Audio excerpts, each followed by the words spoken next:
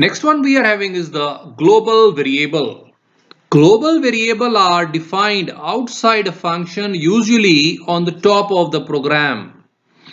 Now the same example we must take where we have taken the void main, and inside the void main we were having the void sum, one block. Then we are having void subtract, one more block is there. So if I effectively check, there are two blocks which are inside. One is the block of sum and one is the block of subtract, and one is the complete block. Inside that, sum and subtract are present. Earlier, while we were learning the local variable, so we have declared the variable here, and we know that at this position and at this position we was not able to work with that variable because the scope was there, it was the local variable. But now I am declaring the variable on the top of the complete program. Let us suppose that int a, this is called the global variable, this is above the void main.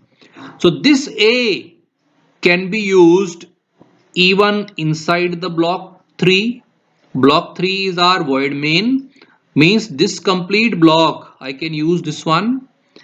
This int a can be used inside the block 1, inside the sum. This int a can be used inside the block 2, void subtract, because that is the global variable. So global variable is having the global scope, it can be used anywhere because that is on the top.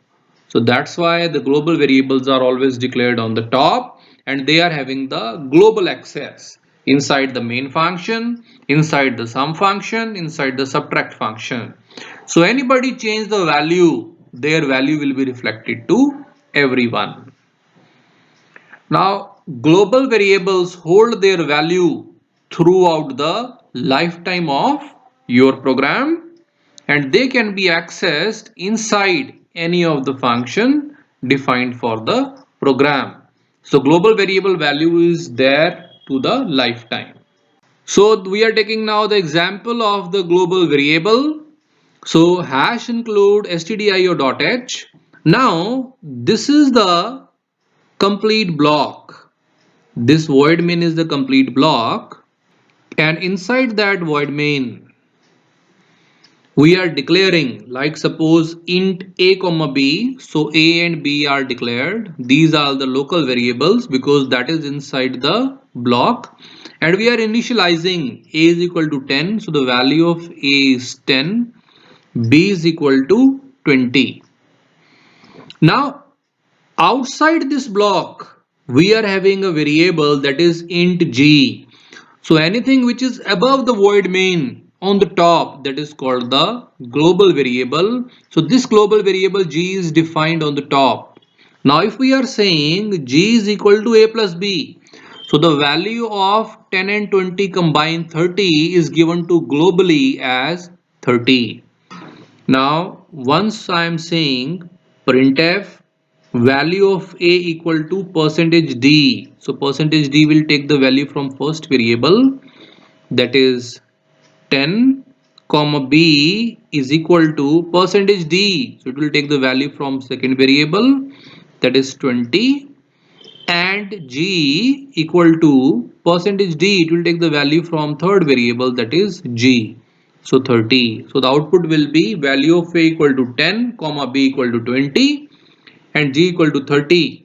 And here we have used the global variable which is on the top of the program above the void main, and here you can see that this int g we have not even declared inside, and we are using it inside it because that is the global variable we can be used.